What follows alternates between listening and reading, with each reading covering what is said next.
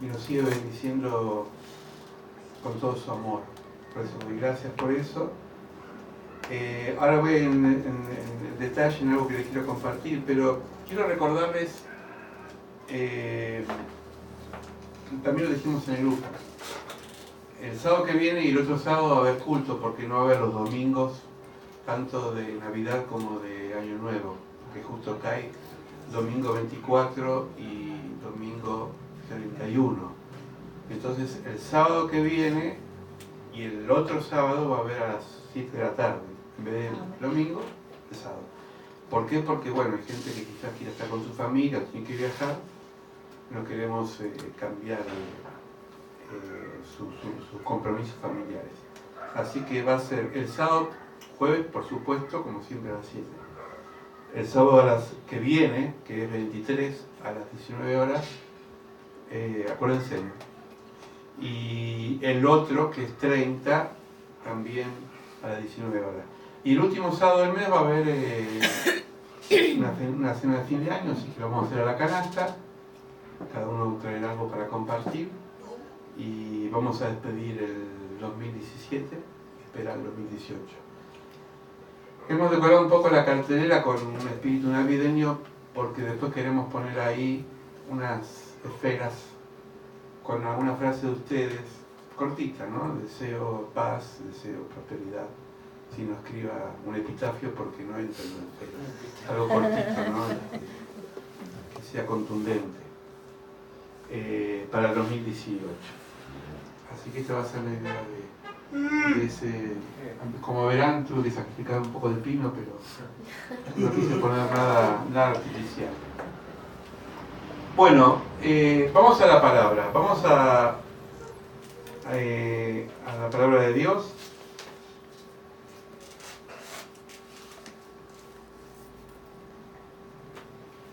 Préstame un poquito la Biblia. Acabo de perder un versículo. La computadora no me lo tiene. Vamos a Segunda de Reyes.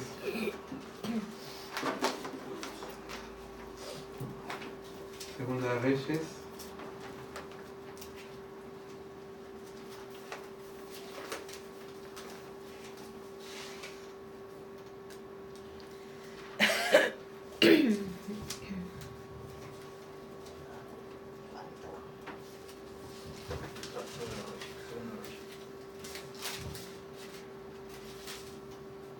Capítulo 6,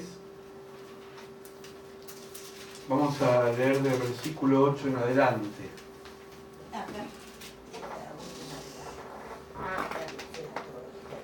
Repito, Segunda de Reyes, capítulo 6, del 8 en adelante. El subtítulo de la Biblia dice Eliseo y los sirios. ¿Lo encontraron? Amén.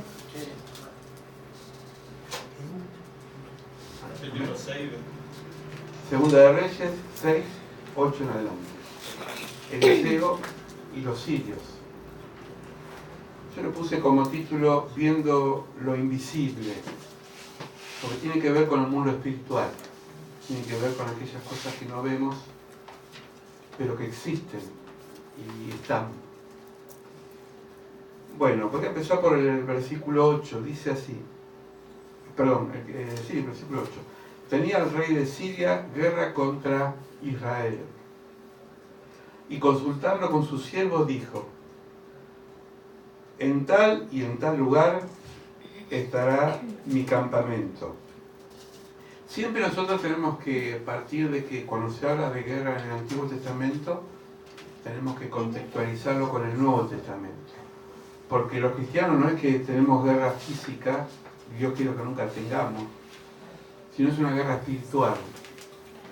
Nosotros estamos siempre peleando, siempre hay batallas espirituales que vencer y necesitamos estar bien fuertes, porque el reino de las tinieblas trabaja en la injusticia y Dios trabaja en la justicia. Por eso Jesús decía: buscar primero el reino de Dios y su justicia.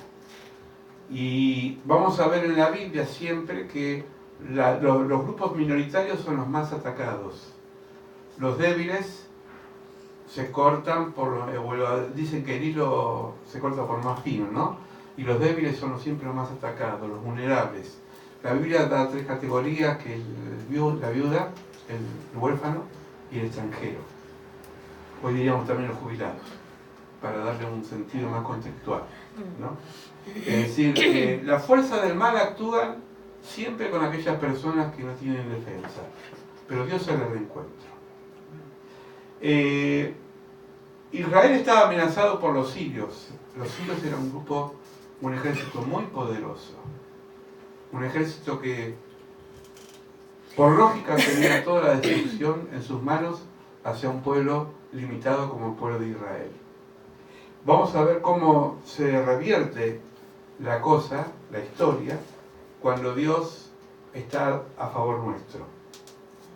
Versículos 9 y 10 dice: el varón de Dios envió a decir al rey, es decir, cuando habla del varón de Dios habla de Eliseo, ¿no? Mirá que no pases por tal lugar, porque los sirios van allí. Entonces el rey de Israel envió a aquel lugar al varón de Dios que había dicho, y así lo hizo una y otra vez con el fin de cuidarse.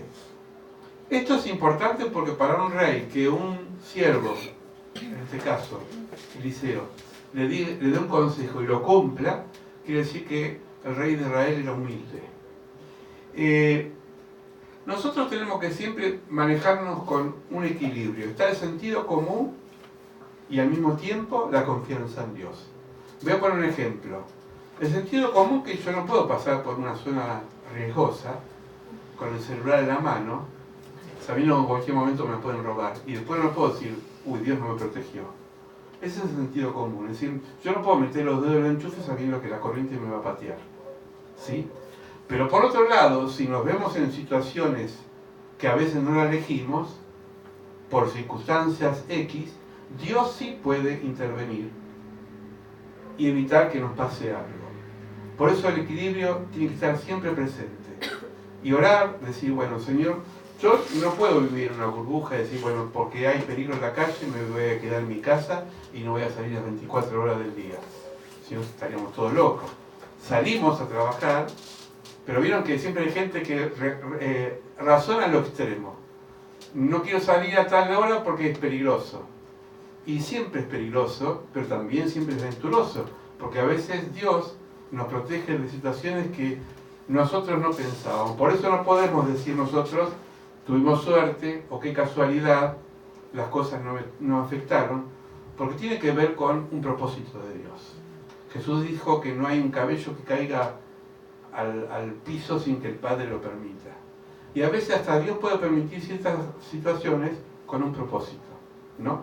Entonces Eliseo le aconsejó al rey que no vaya por ese lugar, y el rey obedeció. Podría haber dicho, yo soy el rey, hago lo que quiero. Por eso la soberbia muchas veces actúa en contra, pero sin embargo en este momento el rey obedeció lo que le decía su servidor. Versículos 11 y 12.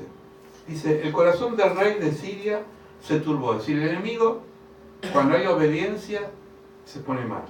Cuando hay sujeción a Dios, se pone mal. Porque el enemigo quiere especialmente la anarquía. Es decir, el mundo satánico es anárquico, es caos, es desorden. Dios es un Dios de orden. Y cuando nosotros nos sujetamos a Él, a su palabra, a su voluntad, parecería que tocamos el avispero más de cerca.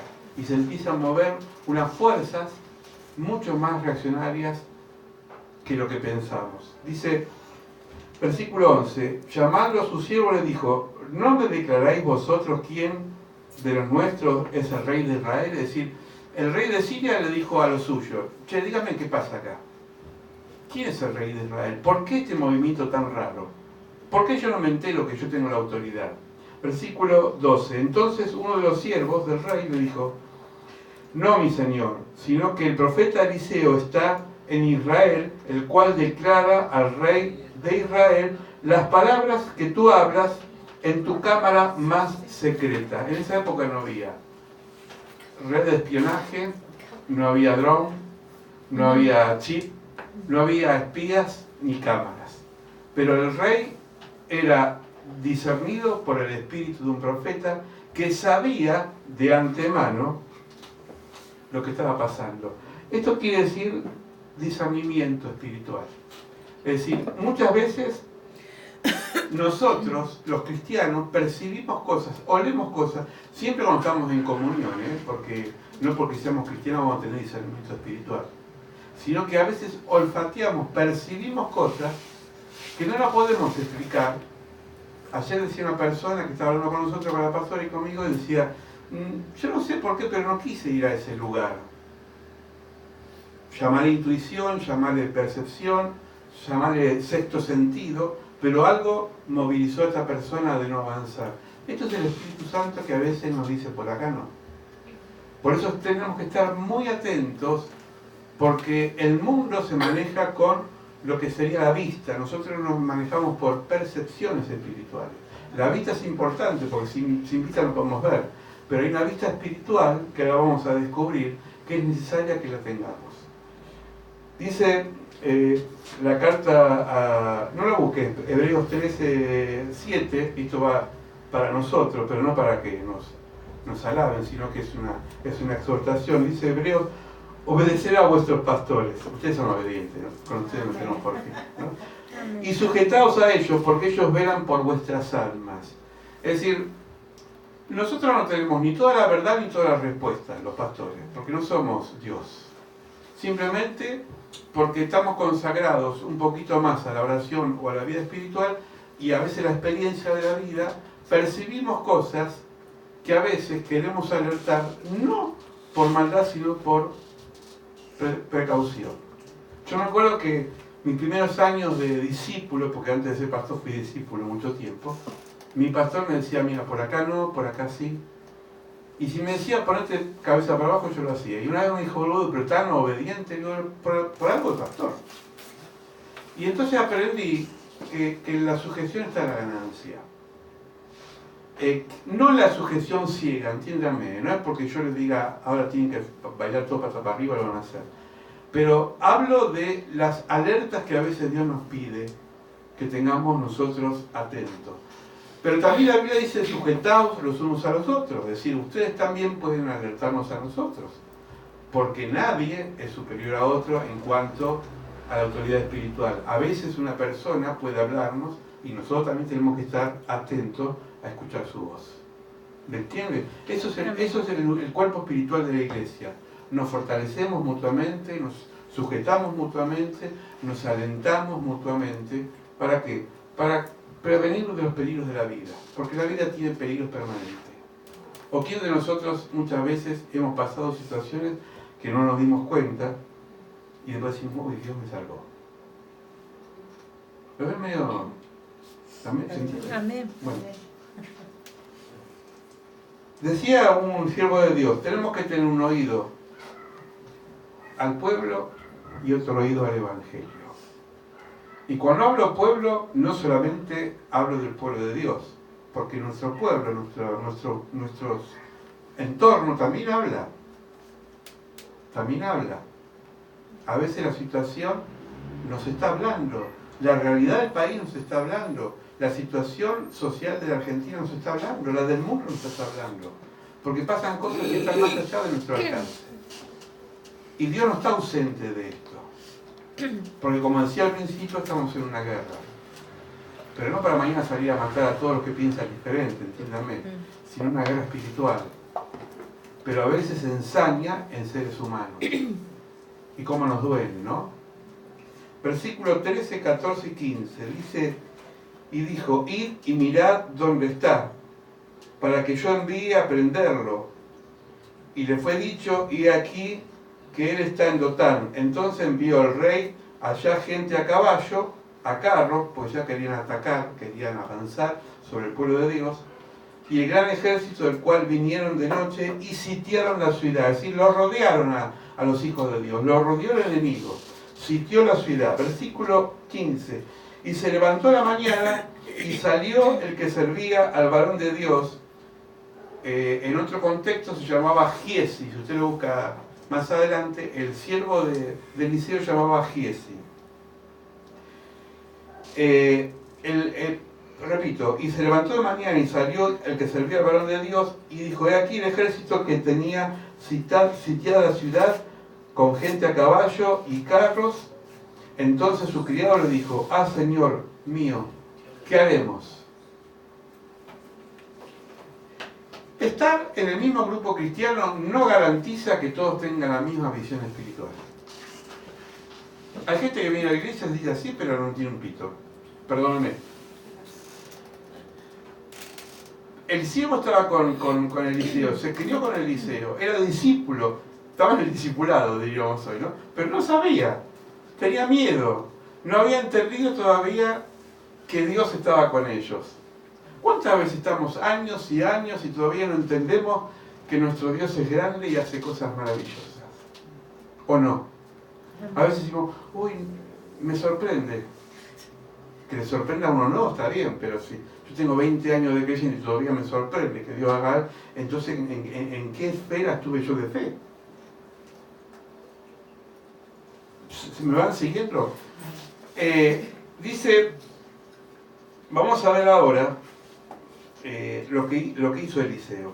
Pero antes, en 1 Corintios capítulo 2, versículo 14, en la versión Dios habla hoy, dice, el hombre espiritual y el hombre natural, hombre y mujer, el hombre natural no entiende las cosas del espíritu. Dice, el hombre que no es espiritual, esta versión, dice, no acepta las cosas que son del espíritu de Dios. Para él son tonterías.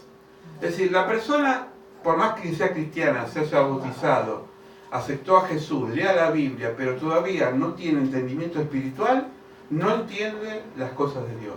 No lo digo yo, lo dice Pablo. Repito, el que no es espiritual, no dice el ateo, no dice el que no cree en Dios, sino se refiere al cristiano que todavía tiene un vendaje en los ojos. El hombre espiritual no acepta las cosas que son del espíritu porque para él son tonterías. Tampoco puede entender por qué las cosas no tienen que juzgarse espiritualmente. Porque Pablo dice que todo hay que juzgarlo espiritualmente, evaluarlo espiritualmente. Si estás acá es porque espiritualmente Dios quiso que estés acá. Si en este momento estás escuchando la palabra de Dios, no es casualidad, sino que es una causa de Dios que te trajo por el Espíritu Santo para que estemos escuchando su palabra.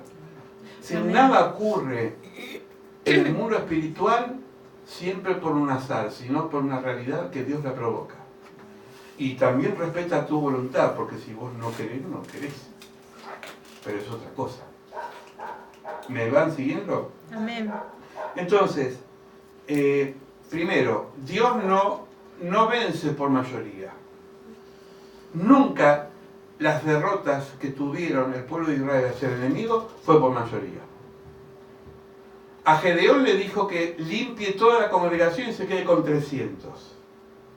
Cuando David quiso hacer censo para ver cuánto ejército tenía, Dios lo castigó con una muerte tremenda, no a él, sino a los que lo rodeaban, porque el censo le daba a él triunfalismo, un espíritu triunfalista. Y a veces uno dice, yo tengo la plata, yo tengo esto, y puedo hacer un montón de cosas. Y Dios te dice, todo eso no sirve si no está bajo mi voluntad. Porque no es con armas, no es con plata, no es con dinero, no es con espada, sino con el Santo Espíritu de Dios. Así dice la palabra. Entonces nosotros no somos vencedores por el conocimiento intelectual que tengamos, ni cuánta experiencia tengo humana, porque todo eso es muy importante. Pero si la unción de Dios no está, es como que no podemos avanzar. No quiere Dios que seamos mentalmente cristianos, sino que seamos espiritualmente cristianos, que discernamos espiritualmente, que seamos personas que podamos decir, Señor, en este momento yo entiendo y percibo que hay algo en el mundo espiritual que no lo veo, pero percibo, como hoy cuando estaba guiando la reunión, la pastora, yo también percibí lo mismo. A veces está denso el ambiente y hay que remarlo, hay que pelearlo, hay que quebrar eso. Y si lo hacemos juntos, el ambiente cambia, se modifica. Amén. Porque tenemos luchas. El diablo no es que está afuera solamente, el diablo se quiere meter en la congregación, quiere distraernos, quiere dispersarnos, quiere que nuestra mirada y nuestra atención se vaya a otro lugar. Por eso nuestra lucha es permanente, es permanente. Soldado que se duerme, soldado que pierde. Soldado que dice, bueno, ya está, ya ganamos. Cuando se da media vuelta le pegaron un tiro en la espalda. Somos soldados. Nuestras armas, nuestras milicias, no son carnales, son espirituales. Versículo 17, esto me encanta. Y oró Eliseo, es decir, siempre hay alguien que va a orar por vos. Y oró Eliseo y le dijo, te ruego Jehová que abras sus ojos para que vea. Cuando un creyente o un hermano tuyo de la fe, o un pariente o alguien que amás, no entiende, no le metas la Biblia por la cabeza. No le siembres 1000 versículos porque no va a entender nada. Primero orá para que su mente se abra. Porque hasta que el Espíritu Santo no lo convence, no va a haber cambios. Ahora, una vez que empezás a orar, muchos te van a decir, desde que empezaste a orar me van las cosas peor. ¿Y sabes por qué te van a ir peor? Porque Dios va a empezar a mover las piezas del tablero de ajedrez para acorralarte. Yo conocí gente que antes estaba tranquila, empezamos a orar por esas personas y después decía, pero ustedes están orando por nosotros y nos va peor. Digo, sí, hasta que no cambies de actitud, hasta que no te conviertas, te va a ir peor. Porque es así. Ahora, si alguien, una persona me dijo, no ore por mí, bueno, yo no voy a orar por vos, si vos no querés, yo no voy a orar por vos. Yo te respeto. Porque en el fondo sabía que si yo oraba por esa persona iba a ser perjudicada espiritualmente. ¿Me van siguiendo? Amén. Entonces Eliseo oró y dijo, Jehová, abre sus ojos para que vea. Entonces Jehová abrió los ojos de su criado. Toma mate. Y miró, y aquí que el monte estaba lleno de gente, de a caballo y de carros de fuegos alrededor de Eliseo. Eliseo veía que había ángeles a su favor, pero su discípulo no lo veía. Hasta que Eliseo oró y su discípulo vio. Fíjense, empezó a entender espiritualmente lo que antes no entendía. Voy a poner el ejemplo de uno de los más grandes apóstoles, Pablo. Pablo era una persona que antes de ser Pablo era Saulo. Usted lea Hechos de los Apóstoles y va a encontrar un hombre que sabía la palabra de Dios, que iba a todos los cultos, que ofrendaba, diezmaba, que hacía todo lo que la religión le pedía, pero tenía los ojos vendados. Era un fariseo. Él decía, yo era un maestro de la palabra, criado en los pies de Gamaliel, uno de los mejores maestros de Jerusalén. Pero iba con cartas para perseguir a los cristianos. Camino a Damasco, dice el libro de los Hechos, se encontró con el Señor le abrió los ojos, se le cayeron las vendas y vio. Se dan cuenta que cuando Dios toca la vida de alguien que oramos. Ahora, no podemos negar que por Pablo la iglesia estaría orando. Pero ¿saben cómo estarían orando? Supongo yo, porque no dice la Biblia. Señor, que no nos persiga más este hombre. Y este hombre que los perseguía se dio vuelta como una media y empezó a ser discípulo del Señor. Por eso lo importante de orar, para que si a algún vecino no le gusta la música que nosotros cantamos, no le gusta la melodía que nosotros decimos, no nos gusta la forma de hablar, bueno, orá por tu vecino, orá por tu pariente, orá por tu amigo, para que entienda. Y Dios le va a sacar ese vendaje. Amén. Amén. Y ahora sí voy a contar el testimonio. Pero este testimonio, hay gente, ustedes saben, los que están en radiología, que uno de los materiales que más impide que los rayos X penetren es el plomo. Porque el plomo tiene una aleación que el rayo X no puede entrar. Hay un plomo espiritual a veces, que no podemos visualizar las cosas de Dios. Pero también hay gente que es plomo. Y vos le hablás y nada, ¿no? Entonces, no te enojes con esa gente. Orá. A veces decimos, bueno, pero ¿cuándo se va a convertir? Orá. Bueno, ahora quería contarles lo que me decía la pastora que lo cuente, y yo el otro día vine y se los conté, a algunos se los adelanté. La semana pasada, bueno, esto viene con 2 meses de historia. Mi hijo Joaquín, que muchos lo conocen, sintió de irse a Punta del Este a trabajar. Vino esta parte iba a Brasil, bueno, pero gracias a Dios fue más cerca, cruzó el charco más cerca que Brasil. Y esto fue en noviembre. Fue con una mano atrás, otro adelante, con un poco de dinero, llevaba 3.000 o 4.000 pesos argentinos, que al cambio no tiene tanto valor. Y empezó a probar trabajo, a él le gusta mucho lo que es la gastronomía, y empezó a trabajar como mozo y como cocinero, qué sé yo, pero no daba cierto en ningún lugar. Entonces, esto me lo contó allá, cuando yo estaba con él. Entonces dice que le quedaban 1.300 pesos en el bolsillo. Él es una persona que cree a su manera y tiene fe en las cosas de Dios. Acá, una vez cuando nosotros empezamos con el comedor, antes del comedor, que hacíamos el kilo de amor, un día se apareció con no sé cuántos fideos. Remis. Una pila así de fideos que compró. 2.000 pesos gastó en fideo. Azúcares. ¿Eh? Azúcar. Y azúcar, Un montón de cosas. Pero es así medio loco en ese sentido, ¿no? Tiene fe en lo que hace. Entonces, estaba en la plaza, me dice, papá, yo estaba en la plaza, tenía 1.300 pesos y me iba a durar 2 días. Tenía que pagar el hotel y comer. Entonces le dijo a Dios, bueno, yo voy a ofrendarte 1.000 pesos.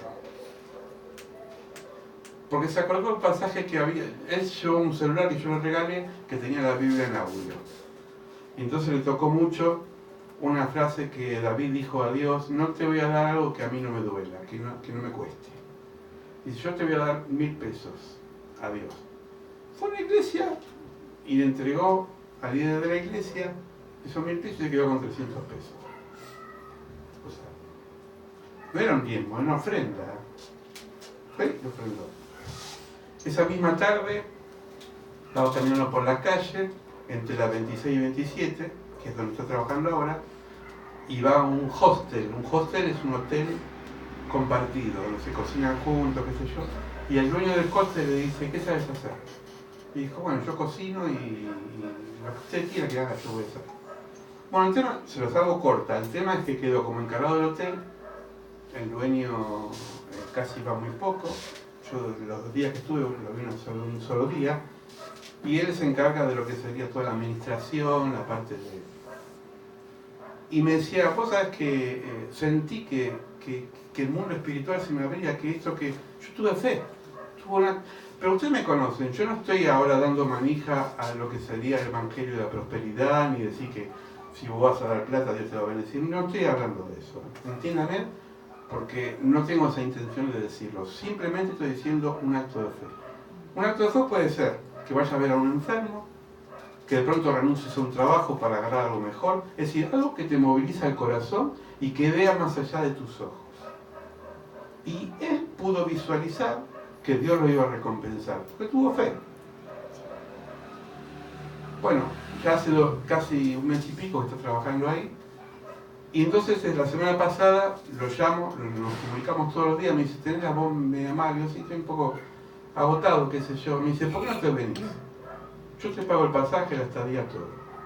Bueno, Digna está presente y mis hijas también porque fueron las que... Me pagó todo, el viaje, la estadía, y tenía 1.300 pesos.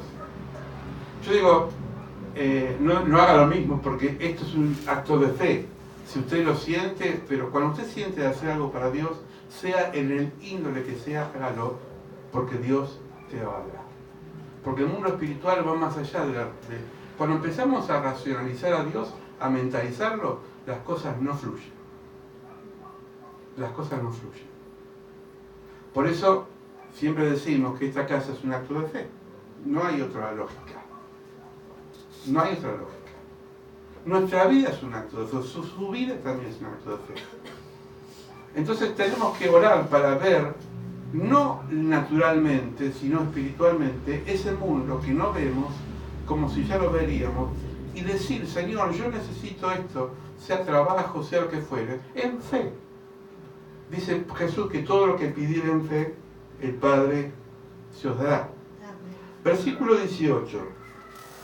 Luego los sirios, el enemigo, ¿no? Descendieron a él, oró Eliseo, es decir, atacaron, porque no solamente que Eliseo oró para que vea Giesi, sino que también se encontró que el enemigo avanzaba. Dice, oró Eliseo a Jehová y le dijo, te ruego que hieras con ceguera a esta gente. Y los hirió con ceguera conforme a petición de Eliseo. Mateo 16, 19, Jesús dijo, todo lo que ates en la tierra será atado en el cielo, y todo lo que desatares en la tierra será desatado en el cielo. La palabra atar y desatar es una palabra griega que significa liberar. Nosotros tenemos la autoridad, los cristianos, ustedes, yo, todos los cristianos, si la empleamos, de atar y desatar el mundo espiritual. Cuando oramos y decimos, Señor, ahora en este momento te pido esto en el nombre de Jesús, lo hacemos con fe. Y si lo hacemos entre dos o tres como un común acuerdo, tiene más fuerza espiritualmente. Dios ata aquellas cosas que nos pueden molestar. Dios desata aquellas cosas que están trabadas. No es locura, ¿eh? Yo les hablo a ustedes porque son todos cristianos y acá haría una sola persona que sin conversa cambiaría el mensaje. Pero ustedes me entienden. Es decir, el mundo espiritual se mueve por lo que uno ata y lo que uno desata. Todo lo que atares en la tierra quedará atado en el cielo. Eliseo dijo, Señor, no solamente te pido que mi siervo vea, sino que también los que vienen a atacarnos se queden ciegos. ¿Cuántas veces Dios ha confundido situaciones para liberarnos del peligro? Amén. ¿Cuántas veces fuimos por un lugar y pasó algo? Quizás el colectivo te lo perdiste, pero ese colectivo que vos ibas, quizás hubo un accidente, como alguien que un día me contó que iba en un tren, perdió el tren y tuvo que irse en colectivo porque era el último tren y ese tren descarriló en Monroe. Me dijo, uy, me salvé. Digo, no te salvó, Dios te salvó. Porque no permitió que a vos te pase algo. Es decir, se dan cuenta que las cosas ocurren y que nosotros tenemos el poder e impedir que ocurran cuando oramos con fe. Tendríamos que pensar, Señor, ¿tendré los ojos velados como Giesi, como el siervo de Eliseo y no veo el mundo espiritual? Bueno, mi oración en esta noche es que vos veas, que empecemos a ver que hay una realidad espiritual que es mucho más grande que la natural y que Dios está con nosotros y Dios nos va a dar la victoria. Al final voy a leer versículos 22 y 23. Perdón, versículos 21, 22 y 23. El rey de Israel, cuando vio que el enemigo estaba, porque lo agarraron al enemigo, lo entramparon, lo capturaron al enemigo, le dijo a Eliseo, ¿qué hacemos, padre mío? ¿Lo matamos? Tenemos al enemigo, lo tenemos de él, ¿qué hacemos? ¿Lo matamos?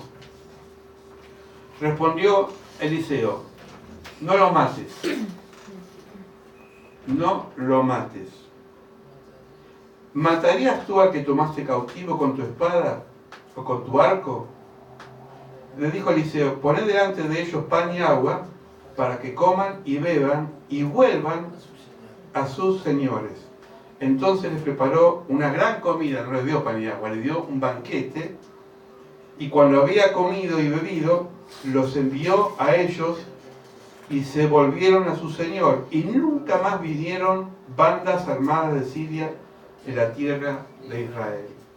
Dice Pablo en Romanos 12, 20, que está citando a Proverbios, dice, si tu enemigo tiene hambre, dale de comer, y si tiene sed, dale de beber. Así harás que arda su cara de vergüenza. Versión popular. Nunca humillarás a alguien con agresión. Humillarlo con el servicio, con el amor. Porque la agresión engendra agresión. Si alguien te hace algo y vos le contestás peor, lo que haces es alterar más la agresión. Pero si vos bendecís a aquella persona que te maldice, lo vas a avergonzar. Lo dice la palabra de Dios. Amén. Pruebe eso. Pruebe de darle de comer a aquella persona que te ofendió. Porque a veces nosotros somos, si a mí no me saludo, no lo saludo más. No puso me gusta en Facebook, no le hablo por un mes. Lo haber visto y no me respondió, lo bloqueo. Así somos, ¿no? No, bendecilo. hermano, ¿qué te pasó? ¿Estás bien? No, porque hay muchas formas de devolver, pero cuando uno devuelve bien a la persona, dice Dios que la avergonzás a la persona. Porque la humillación es la más grande agresión que la persona puede recibir. Los que vieron o leyeron la vida de Gandhi, que para mí es uno de los más grandes libertadores de la India, Mahatma Gandhi, fue un abogado que saben que si ustedes ven la película o ven la historia de él, ocurrió, ¿no? Los hindúes no podían estar en un tren sentados si había ingleses que estaban parados, porque la India estaba colonizada por los ingleses. Y subían al colectivo, decía, fíjense ustedes mismos, son, por ejemplo, ustedes están en el colectivo y viene alguien y dice, no, yo soy extranjero, soy inglés, dame el asiento. ¿Y por qué? Y porque vos sos negrito. Todos los que estamos acá somos oscuritos. Yo soy rubio de ojos celeste. Soy inglés. Levantate. Así los tenía a los hindúes los ingleses. Los tenía como segunda categoría. Entonces Gandhi empezó a ver todas esas cosas. Tenía que viajar con el tren parado, aunque los asientos estaban vacíos, porque si venía un inglés tenía que sentarse. Fíjense la humillación, ¿eh? Más de uno de nosotros le agarra un carterazo y se le da a la cabeza, ¿no? Pero Gandhi era un hombre que leía mucho la bienaventuranza y Jesús decía, cuando él leía la bienaventuranza decía, bienaventurados los mansos porque ellos heredarán la tierra. Y a él le tocó mucho eso.